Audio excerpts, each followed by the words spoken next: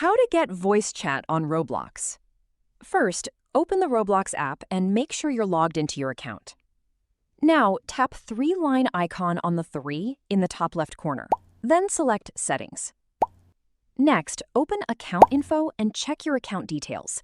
Make sure your account meets Roblox's current age and verification requirements. If Roblox asks you to complete age verification, follow the instructions shown on your screen. Once that's completed, go back to Settings and open Privacy and Content Maturity. Now, look for the Communication settings.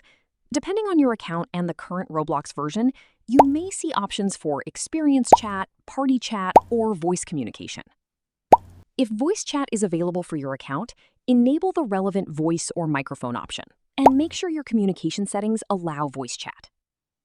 After that, join a Roblox experience that supports voice communication. If voice chat is enabled for your account, you should see the microphone or voice chat controls inside the experience.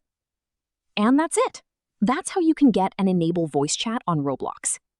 If this guide helped you out, don't forget to like the video, subscribe to the channel, and turn on notifications for more Roblox tips and easy mobile tutorials. Thanks for watching, and I'll see you in the next video.